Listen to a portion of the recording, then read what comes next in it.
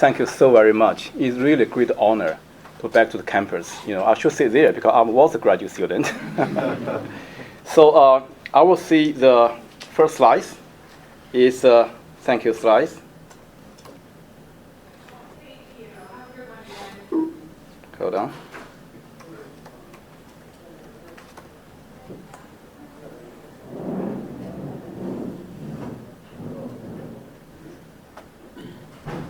Okay. So truly from bottom of my heart, I really appreciate Wayne State, who accept me, welcome me, and helped me a lot back to 30 years ago. So I was one of the graduate students, sitting there, feel like a family, never leave, so never far away here. And particularly Dr. C, the Randy Commissaris, aka Dr. C. He asked me to call him Randy, but I still call him Dr. C. I feel like, kind of connection there, so memory things. Detroit, 1994, that's my daughter, who was 2 years old, looking for two of his daughter in my graduation party. So that was very sweet.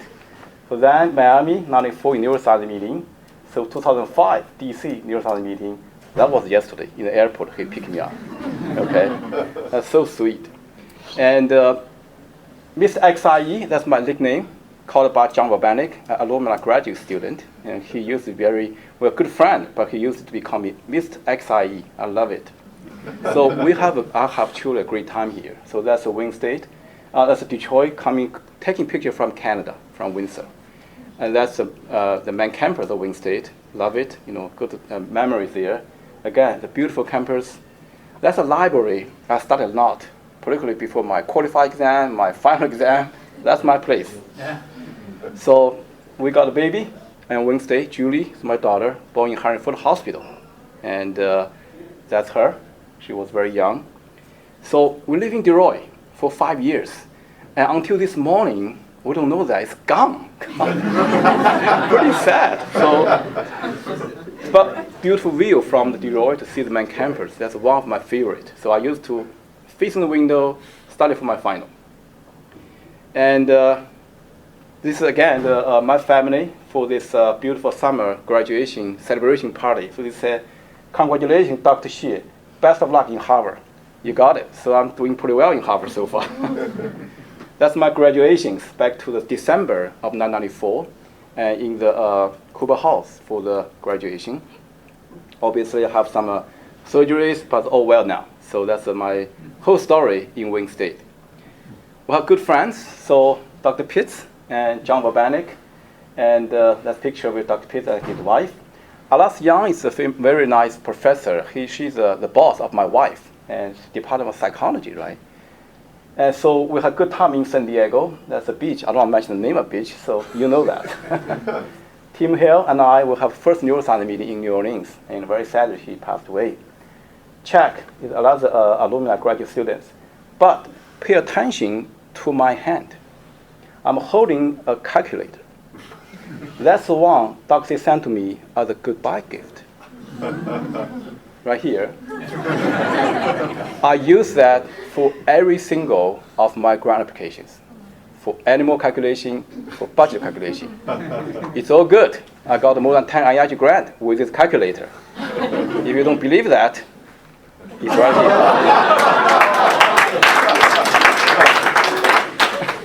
Thank you, Dr. Xie. Dr. C, keep sending me this. I will need that. So again, that's my disclosure. No any connection with this. So as Dr. C just mentioned that I was a postdoc in Boston, then I was surgical intern in New York, but every time I also feel Wayne State is part of my home. So also feel very special back to Detroit and back to campus. So now I'm the clinical anesthesiologist, also the physician scientist at the Mass General Hospital.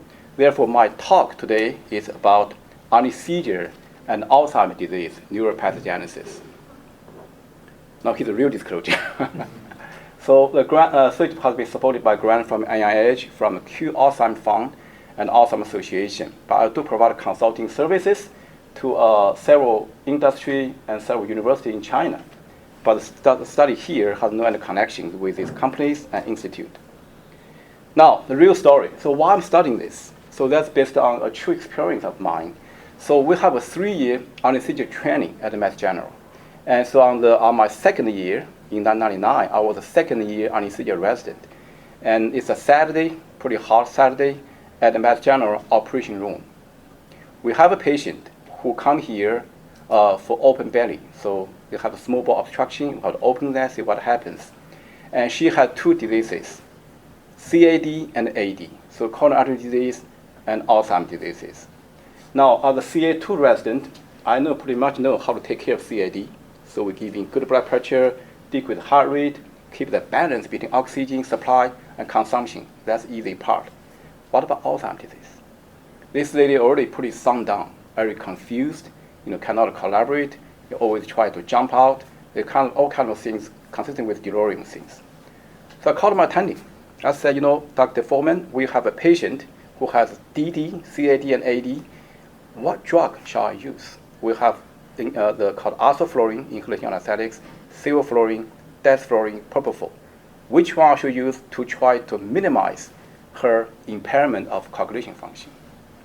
So you may know that at Mass General, they all try to stick in the call room to writing their grant and papers. So he didn't show up. So I paged him. He called me back. I told him, what should I do?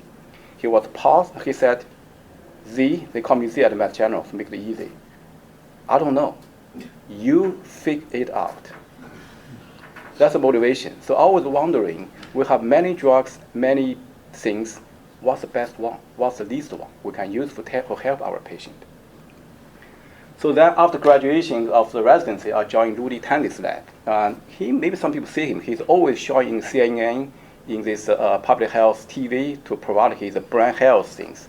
So he's a very good scientist in Alzheimer's research. So I joined his lab to learning Alzheimer's disease, then combine with my anesthesia knowledge to create some a branch regarding anesthesia and Alzheimer's disease. Why we study this? So you may all know that AD become the greatest public health issues in this country and in the whole world. And where the people getting older, the age getting older, will have impact if you're getting worse. Okay? So give you some numbers. Currently, AD affects about 5.8 billion Americans in this country, and it is accepted if we cannot treat the disease by 2050, we may have 14 million of these patients. That's a big issue. So here's the pictures. Almost every 65 seconds, we'll have a new AD patient in this country.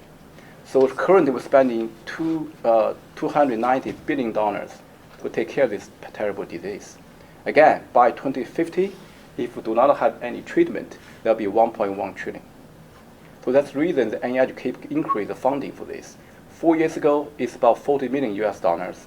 Right now, take a guess, 2.8 billion. So the really realize it's a big problem, need to be taken care of. Now, plus these things, we have more than 16 million unpaid givers, like husband, wife, children, who also take care of AD patient. 1 in 3 seniors will die with AD or dementia. So what can we do? So far, no good treatment. Therefore, the early diagnosis and early intervention may help out.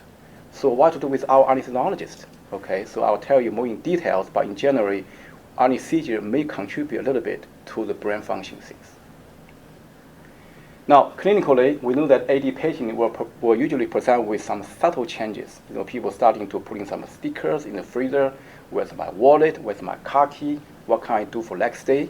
Gradually, for about 6 to 7 years, will develop to dementia. So we know that the President Reagan and the Prime Minister in British, they will have Alzheimer's disease. Reagan, at the end of his diseases, if you will call his name, he has no idea why he's so cheerful by the people. He's totally outside of the world. So it's a terrible diseases. Now, as mentioned that, we have 4 stages of Alzheimer's disease: preclinical, normal, preclinical, MCI, and dementia. At the preclinical, you have no any symptoms. However, your brain has some changes. We call some, A-beta, tau protein, apoptosis, inflammation already there. But it takes a long time to have symptoms. As you can see from here, I forgot my pen. So, starting with these pathologic changes, you need about 15 years before you can see some symptoms. Therefore, give us a question: can we do something during this window to either delay onset or to reduce the symptoms of this terrible disease, Alzheimer's disease. So genetically, we have 4 AD genes. That's important. So because these AD genes will tell us what exactly the molecular basis for Alzheimer's diseases. For example, we have APP, PS1, PS2. These are called early onset AD genes. These patients usually have Alzheimer's disease before age 60 or 65. They have multiple mutations. This number keeps growing. Very sadly, if you have any of these mutations, you almost 100% penetrate to have Alzheimer's disease. Luckily, this early onset AD only accounts for 5% of the whole population of AD. The majority is called late onset Alzheimer's disease, happens after 65 years old, and the older, the high chance, with potential genetic risk factors like APOE4, but majority is environment. What environment? Can anesthesia one part of the environment? That's a question we always want to ask. Now, for treatment, it's pretty sad. We don't have any treatment for Alzheimer's disease yet. This drug available only for cure for symptoms with a lot of side effects. So in 2005, the momentum can come out. So I've listened to Dr. Xie's lecture today. It's a partial antagonist of MDA receptor. But after that, no new drug. Okay. Now, what causing that?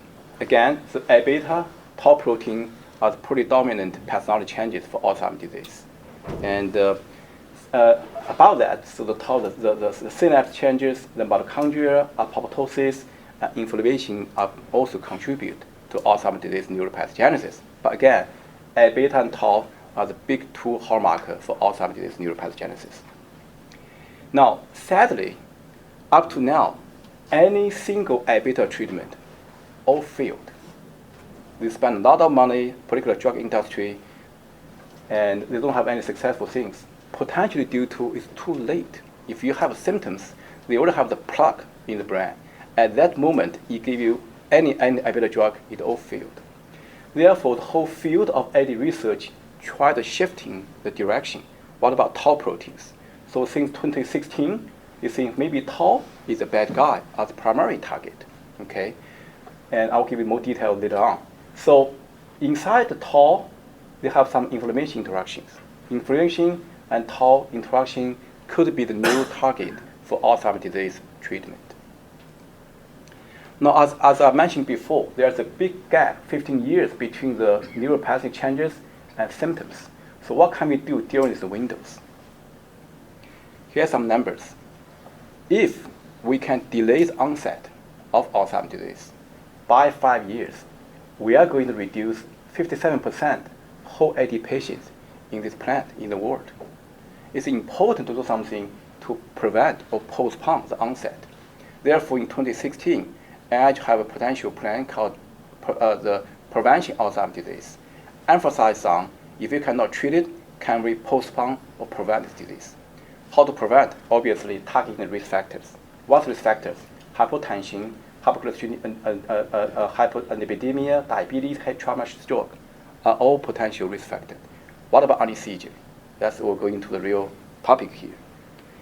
We know that every year we have more than 300 million patients will have surgery under anesthesia in the whole world. Okay. In addition, about 8.5 million AD patients, like I have that in the 1999, will have surgery under anesthesia. A much greater number of senior patients, their brain maybe is already very fragile and vulnerable to Alzheimer's disease, will also need surgery under anesthesia. So the surgery below 65, above 65 years old patients keep growing every year in the United States. Now, we would know that anesthesia surgery has been associated with things called PND, post-operative neurocognitive disorder.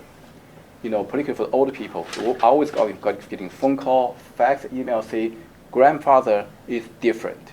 What different? After surgery, she just changing. He's just changing. What's going on? We don't know. Include of the learning memory impairment, orientations, all this cognitive function has somehow impaired a little bit after surgery and anesthesia. Moreover, we do have some specific studies suggested anesthesia surgery could potentially facilitate the onset and progress of AD. Let me give you some examples.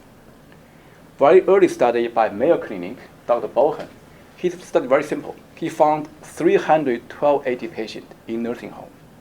Then he checking the medical chart to find out how many surgery and anesthesia you have before age 50. There's one column here, very easy. Second column, what year you have Alzheimer's disease. So he found that anesthesia surgery will not induce incidence. However, if you have a longer duration of anesthesia and surgery before age 50, you have an early onset of Alzheimer's disease. If you have zero anesthesia, you may have 85 years old of onset. If you do have a lot of anesthesia surgery, you may have 70 years old. That's the first alarm to give us to say, something may be going on here. What shall we do to do it?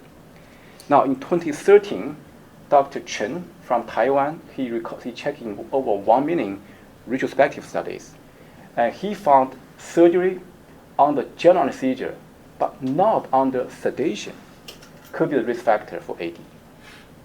And other studies showing that sevoflurane, which the drug was using every single day for our patient, has been shown to promote MCI, the second stage of Alzheimer's disease, in the patient. Another Chen is different. He's in Hong Kong, also found the risk factor for anesthesia surgery for Alzheimer's disease is 1.99. That's pretty significant. Now, we know that patient can develop things called delirium, like my patient in 1999, confused, disorientated, couldn't realize where or he is. If you have delirium, including a post-operative delirium, you have 12.5 high chance to develop Alzheimer's disease later on. So something going on here. Something going on means that the neuropathogenesis between the delirium and AD may have some overlap. Therefore, the NIH has a special emphasis grant asking people to study potential overlap between the Alzheimer's disease and delirium. So this is getting more an interesting area for research. Again, both PND, the delirium, has been shown to contribute to Alzheimer's disease. Therefore, something going on in the brain after surgery and anesthesia that could lead into more vulnerable to the development of Alzheimer's disease in the brain. Obviously, we have some different findings. So more findings that they found, people under general anesthesia and people under regional anesthesia like spinal has no difference in terms of the POD or POC disease. Well, my question is that what kind of general anesthesia? We have many drugs. You got to identify a certain type of anesthesia, of general anesthesia. Therefore, if we in the future will study this, we should tell you it's alpha-foreign general anesthesia or sevoflurane general anesthesia or desflurane general anesthesia. That's different things. I'll give you more detail later on. Therefore, starting in 2004, have over 15 years this time to study potential anesthesia and Alzheimer's disease neuropathogenesis. Okay, I will give the credit for Dr. Rod Eichenkoff. He's a professor of anesthesia at Penn, University of Pennsylvania. He's the first person in 2004 reporting that two things. Number one, anesthesia halocin can induce A-beta ligamization. So we talk about that with Dr. Data this morning, that A-beta stick together is not good. It's making more toxic to neuron. Therefore, any drug making A-beta stick together should be not used in this for a patient. Secondly, we found anesthesia like alpha-fluorine is my drug to study, and propofol can actually enhance the cell toxic things by A-beta. If you don't have A-beta, you're giving the drug maybe making cell more toxic. That's his finding.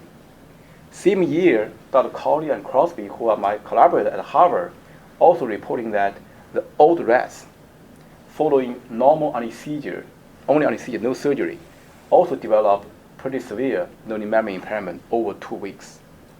So in these days, it's not not very new now. But in then, it needs some courage and brief to raise the question. Maybe the drug we're using every single day may not be safe enough. Okay. Now, my lab, we are interested in 3 drugs: alpha-fluorine, sevoflurane, desflurane. So because it's a medicinal chemistry expert here, I put all the structure here. Maybe you guys can tell me some more information. One day, I was giving a talk in a general hospital. I showed the slides here and asked the audience, take a guess which one is toxic. So one person who is a psychiatrist, she said, I have no idea what the name of this, aspirin, desflorin, I have no idea. However, I know the drug with chloride is toxic. I said, why? She said, in our psychiatry drug, every drug with this chloride is more toxic. Something interesting. Maybe you can, this knowledge can give us some better idea regarding new design for new anesthesia drugs in the future. Okay. So in 2016, our lab is the first one reporting that giving aspirin, the commonly used anesthesia, we're still using that every single day now. I used that yesterday actually in my hospital. May be able causing the apoptosis of the caspase-3 activation and a beta increase in cell culture levels. That's our first report. Then we found in brain tissues of the mice, we still observe the A beta accumulation and cell death, so in vitro and in vivo. Very interestingly, for desflorin, the drug has the only difference here is the chloride with fluoride, otherwise very similar, very same other structures. Desflorin, on the other hand, has no such things, no cell death and no A beta increase. We still don't know why, but we'll have some clue. I'll give you some detail later on. So then we try to dig out a potential upstream mechanism. So Dr. Data asked me how that happens, how aspirin can cause A beta increase. So here may be the answers. We found aspirin can first causing apoptosis. When this happens, apoptosis will triggering the activation of beta secretase and gamma secretase, promote APP processing, which is A beta, the precursor of A beta, have more A beta generation. When this happens, it can cause more A beta aggregation and ligamization. Then the A beta generation can come back to potentiate apoptosis to have a circle. That's our potential mechanism back to 2007. Now the question that how aspirin is causing apoptosis. So we did further studies showing that aspirin may induce RS accumulations, decrease BRC2, increase the Bax level, cause mitochondrial damage. So it's a mitochondrial pathway of aspirin-induced apoptosis and causing chromatin C release, mitochondrial caspase-9 activation, and apoptosis. More interesting that we found aspirin can causing opening of mitochondrial permeability changing pore. It's a small pore in mitochondrial memory. It's critical for mitochondrial function. And then causing decrease of mitochondrial memory potential, decrease ATP levels, and causing learning memory impairment. Interestingly, desflorin does not leading to opening of MPEP. So in recent study, we're using nanotechnology. So I was talking to one of your faculty who's doing beautiful job for nano delivery part. So we put a probe, nano probe inside a neuron. We give aspirin at time 0. Then we observe the inside single neurons, A beta and tau changes. As you can see here, up to 16 hours, we still see the increase of A beta and phosphorate tau proteins. So this is real. So tau protein A beta can be triggering by aspirin in vitro, in vivo, even in single cells. So we're further showing that they have interactions. So giving aspirin, you have increase, but when using the A beta inhibitor, the gamma inhibitors, we didn't see it happen. So further suggesting that aspirin causing the activation of beta secretase and gamma secretase to triggering A beta generation. Now, so as a translational neuroscientist, we've been all interested regarding behavior changes. So we can see some genetic, molecular, what about phenotype? So we did the behavioral changes. We found using the field conditioning system to testing potential learning memory impairment. So it's kind of PDST things here. We found aspirin actually can impair learning memory function in the mice, but not desflorin again. So when I show this slide here, my clinician got upset. He said, Dr. Xie, that's not right. We never give a patient only drug without surgery. So you go to some combination things. Yes, they are right. So we did the combination. We're giving aspirin and desflorin to both Alzheimer's disease transgenic mice and wild-type mice with surgery on the different drug, aspirin, desflorin. See what we found. Giving aspirin, we see learning memory impairment on day 7 and day 28. On day 14 on wild-type mice, again, look at desflorin, still pretty clear.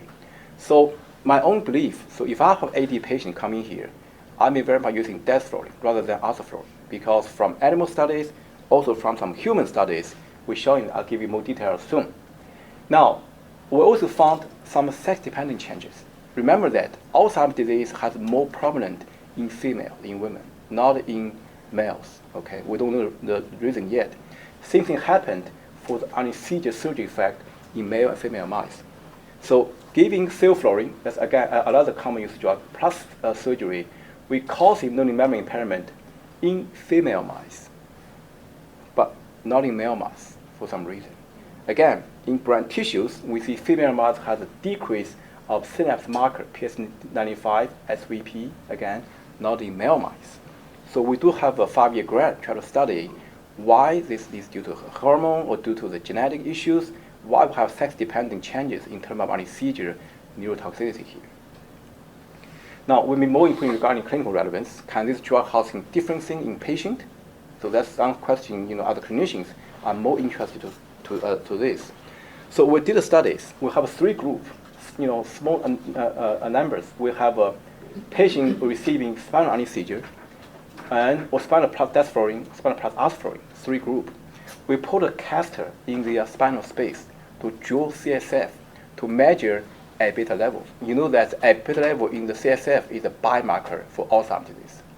Here's a finding. Compared to the spinal group, at 24 hours after the surgery anesthesia, the patient with desflurane has not seen increase of A-beta, but patient with aspirin with this increase. So I'm not going to see that aspirin is so bad, but showing that these 2 drugs, aspirin, desflurane, have different effect in cell culture, in test tube, in cell culture, in mice, also in humans. We need to figure out the potential phenotype of such changes with behavioral changes. We don't know that yet. With these small studies, only 15 patients in each group, we try to establish a system to do more studies. We did find that when patients having cerebrospinal plus aspirin, we may have high chance of developing learning memory impairment. Again, don't count for that because it's too small. Only 15 patients per group. We don't know that yet. And in our unpublished data, we compare sevoflurane, again the Pullman drug, with the propofol, with the POD, with a lot of confusing things. We found different as well. So showing that different drug may have different effect in patient. And also, this different drug may have different effect in cell culture, in molecular, in animal as well. So it's consistently happening here. So the question is why this happens. And you guys are all the pharmacokinetic expert. We know that these 3 drugs, desflurane, sevoflurane, aspirin, have different things in terms of blood gas solubility, blood gas fat blood coefficient changes. They have different onset, different offset. That we know for over 30 years. Okay, but what else we don't know is regarding potential molecular basis. Therefore, we're using things called single molecular simulation. You may be all doing here, very common. We decide the potential interaction between aspirin, sevoflurane, desflurane with an enzyme called ATP synthase, because we know that they may damage mitochondrial function, so we're targeting this enzyme. The bigger this drug molecular dynamic binding energy, the more active of the molecule. Big molecular things, more active means more potential neurotoxicity. So we try to compare the difference between these 3 drugs. So here's our potential picture for simulation between this aspirin, sevoflurane, desflurane with this enzyme, ATP synthase. Surprisingly, we're showing that aspirin is a 3.0, sevoflurane 0.3, desflurane 0.01. So clearly they have potential different interaction ability with the enzyme things. To supporting this, we're also showing that there's in the C4 mitochondrial function data. We're giving totally cell culture study now. We give aspirin to the cells for 6 hours. We see decrease of mitochondrial function as oxygen consumption rate. For sevoflurane, 6 hours, no problem. The cell is still pretty healthy. We need 12 hours to make it happen. Then for desflurane, even after 12 hours, we still didn't see the mitochondrial function changes. Again, we're supporting our potential hypothesis of this simulation studies. For mass spec studies, same thing happened. And mass spec study, we're showing the aspirin decrease at this kind of effect. cell flooring in the middle, that flooring seems pretty healthy. So again, we pretty much thinking that different drugs may have different interaction in terms of neurotoxicity aspect. So we do have a pretty thorough summary of all these findings published 2 years ago in these reviews. Now, as I mentioned before, that tau protein become very prominent in potential AD neuropathogenesis and the potential targeted treatment. But even with showing that tau protein has been moving inside the brain, it's very funny story. In 2012, they have published 2 papers, and one in Neuron, is a pretty high impact paper, one in PLOS-ONE, because they all want to publish paper on time to be reported in New York Times. That's a big finding to see tau can move like a prone disease can move inside brains. So in 2014, we found tau protein can move in between cells, between neurons, going out, going in. And microglia may be able to obtain, store, and release tau proteins. Issues. Every single study showing tau protein move is not endogenous tau protein. It's not normal protein. They bring the human brain tissues, put in the mice brain, see what happens. That's too much, I think. Therefore, it's also not a natural stressor. Therefore, I'm thinking that can we using anesthesia as a clinical relevant natural stressor to triggering tau protein change? If we can, we'll have 2 purposes. One, we're using anesthesia as a tool to showing the potential basic aspect tau protein can move between neuron, microglia. Secondly, to further confirm that anesthesia can promote the Alzheimer's disease neuropathogenesis. So how to do that? So in our early study, we're using transgenic mice. We show this potential cascade, meaning that after flooring, cell flooring causing tau protein phosphorylation that increase interleukin-6 levels, causing mitochondrial dysfunction, leading to synaptic loss, then learning memory impairment. They already know that. We're in the process of publishing this paper. The question is that how this happens, tau and interleukin-6. As I mentioned before, the interaction between tau protein and inflammation maybe lacks a target for Alzheimer's disease treatment. So we're using this model to continue studies anesthesia Alzheimer's disease neuropathogenesis, also try such a model for the acute changes. Now, here's our hypothesis. Tau protein is in what? Is in neuron. Major tau protein in the neurons. Interleukin-6, many in microglia. Like, I'm in Boston, not coming here very often. How tau protein can interact with microglia to triggering inflammation? That's a question, nobody knows that. So we try using anesthesia as a tool to study that. And here's our hypothesis. Can tau protein swim from neuron, go to microglia? Like I fly from Boston to Detroit. Here's hypothesis. We believe that tau protein could exit from neuron and enter microglia to stimulate generation of interleukin-6. That's our general hypothesis. We try to prove that. We're using the primary neuron from both wild-type mice and tau knockout mice. In tau knockout mice, you should see any tau. It's totally out. Okay. And with cell, we'll treat with 3% cell flooring for 2 days, throughout daily for 3 days, using Western blot, some immunostaining, water maze, ELISA, and using the extracellular vesicle using nanosite to see their generation, transport, and destination. Like from Detroit, Clan, Boston, these kind of things. Now, we're using the bi-nano technology things because the tau protein inside cells or outside cells is very diluted. We need a very sensitive method to measure that. The normal ELISA, Western blot, we don't trust that too much.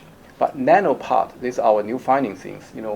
They're using laser to triggering the interaction between the antibody and antigen. So in theory, we can measure even single molecular of any proteins. So nano will help us to detect even very low concentration of tau protein. I can't do this. These nano things are very, very sophisticated. So we have 2 collaborators. Dr. Qiming Quan is a physicist in Harvard University.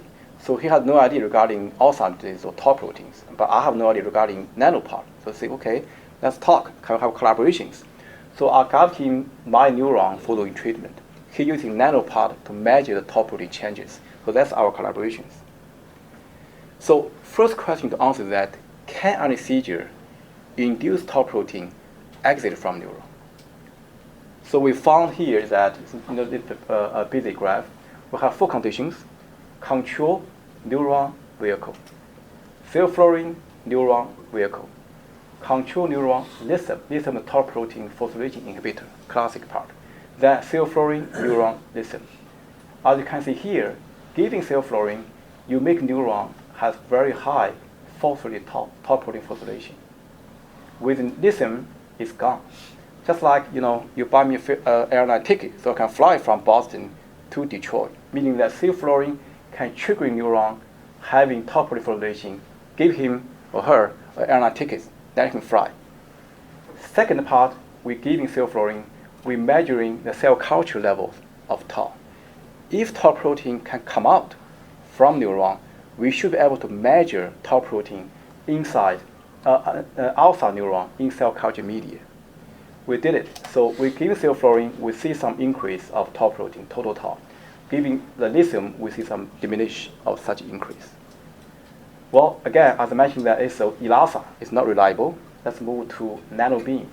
Using nanobeam, we're also seeing that the tau protein can be seen outside of the neuron in the cell culture. When using the lithium, we see such increase was diminished. You may ask me, say, wait a second, Dr. Xie, that's not right. You're calling that alpha-flowing or serum can cause cell death. Maybe cell is all dead, everything to come out. That's not count. You're right. So we did the control studies. We measure LDH. LDH usually inside neuron. Giving same treatment, LDH doesn't increase, meaning the cell still pretty healthy, not broken the wall, but the tau protein is actively come out from neuron following tau protein phosphorylation. Give him or her an airline ticket, let him fly from neuron, outside neuron. Now, where it goes? Can tau protein outside neuron go to microglia? Remember that I'm using the tau protein lockout microglia, meaning no tau at all. Then we're using this treated culture, we call it conditional culture, in this microglia. If we see any tau inside microglia, only one possibility: come out from outside. They go into inside into the microglia. So using the some staining, we see some increase of tau. But again, using the nanobeam, we did see that inside the so-called tau lockout microglia, we did find the tau proteins. Like me, so I usually work in the Boston. If I'm here in Detroit, meaning I'm fly hit, I'm outsider, not insider. Using same mechanism, we found the tau protein coming from neuron is able to go inside neuron, go inside microglia. Now, next question is how that happens. You go into inside from neuron to microglia by what? By the train, by the car, or by the airline flight. So I come to Boston, from Boston to Detroit, I must be fly, not by car, but we don't know that yet. Therefore, we imagine potential tour of vehicles. We're targeting things called EV, the extracellular vesicles. First thing we're showing that giving self-flowing, we see the marker for EV increase for Alex and fluorine 2O increase in vitro, in vivo. Then again, using nanobeam, we found that inside this EV, we see increase phosphorylated tau proteins. So pretty clear that is the self-flowing buy ticket to giving tau protein phosphorylation. The phosphorylated tau is able to fly out from neuron through the EV, through the plane, the Delta Airlines, fly to Detroit, that's microglia, to causing neuronal inflammation. How to prove that? We have 3 cells. First of all, we're giving neuron only treatment with self-flowing. We didn't see any increase of interleukin 6. So neuron only doesn't work. Then we're giving microglia only, again, doesn't work. However, if we plus neuron and microglia, we see increase of interleukin 6. And this increase can be diminished by tau protein phosphorylated inhibitor lithium. So very clear that is you're giving the tau protein, giving tau protein with self-flowing, make them phosphorylated. When tau protein phosphorylated, it fly out from neuron through EV, go inside microglia to generate interleukin 6. This is our hypothesis. We have data to support it, but we need more data to prove it. Now, can we target tau protein to treat the potential anesthesia neurotoxicity and improve neural memory function? Our early study was showing that if you're using tau lockout mice, you're giving same sevoflurane treatment, the mice are healthy, no learning memory impairment. Now, we giving mice the same thing called GW48069. This is a drug for EV inhibitor. Basically, we stop the airplane, don't fly. If you give a drug to let EV inhibit it, we didn't see any learning memory impairment following sevoflurane anesthesia. So showing that functionally that sevoflurane can cause tau protein phosphorylated, native protein come up from neuron through EV to microglia, causing neuroinflammation, leading to learning memory impairment. So here's my summary. Anesthesia surgery may be able to promote the AD neuropathogenesis and causing potential learning memory impairment with potential drug and sex dependent. Could be that desflurane, sevoflurane, azflurane are different. So we're trying to believe that desflurane is a better drug, but we need more data, clinical data, to confirm that. And sevoflurane can induce tau protein phosphorylation in vivo and in vitro. And this phosphorylate tau that exit from neuron via the EV accelerated vesicles go inside to microglia to triggering generation of interleukin-6, causing learning memory impairment. Therefore, the anesthesia surgery-induced phosphorylate tau could be a messenger. Messenger of what? Messenger of transfer the information from neuron to microglia, causing inflammations. I will not show you more data. Actually, the interleukin-6 can come back to neuron to trigger more tau protein phosphorylation to form a vicious cycle things. So if we can broken this cascade or target, we may be able to make neuron healthy and make brain healthy. So I have no time to give you more details, but the anesthesia has more comrades. Surgery on the local anesthesia, these our studies, can causing the A-beta accumulation, inflammation, and the memory impairment. Incision pain only. No anesthesia, no surgery at all. Just cutting the pole can causing learning memory impairment and NR2B, MJ receptor changes.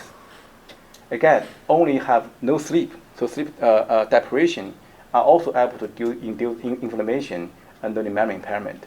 So Dr. Guang Yang, our collaborator in Columbia University, found that infection can also induce this cognitive impairment by the monocytes in the mice. So we have many things around surgery anesthesia can contribute to that. The question that, if you have consulted for surgery, you have no choice. You must have surgery. You may have some pain. You have no sleep. Unfortunately, hospital is a bad sleep place. But you can change anesthesia. That's the only thing you can change. Therefore, if we found so-called better drug, we should use that for the high-risk patient. So I want to thank many people in my lab, and they're doing a very good job. So for the tau protein study anesthesia, we started this lab for 15 years ago. So we have one of my students recently sent me a badge, say, hey, congratulations, you still survived for 15 years. And we have collaborator, Rudy Tanzi, my former mentor, again, Greg Crosby, Deb Colley, are our collaborator in rats, in mice. They are very good behavioral scientists. And Dr. Ed McAntonio is a nice person for clinical studies, so we collaborate in many clinical grants. And again, Qiming Quan is a physicist and who is learning anesthesia, and I'm learning nano, try to combine together to do more studies. And some human study was done in China. So Dr. Yuan Sheng and Jialin Zheng in Shanghai Tongji University are also my collaborators. The CSF study of A-beta was done in Beijing in Capital Medical University. So we're fortunate to have a full annual grant through R1, R21 to supporting our research. And I always really truly appreciate our department at Mass General for all support and help. And again, so myself, I'm the Henry Beecher professor from Harvard University, and they give me the unconditional any funding to use to any other studies. So here is a picture we're taking. We have a happy family consisting from inherited from Dr. Randy Kamsaris. Thank you very much.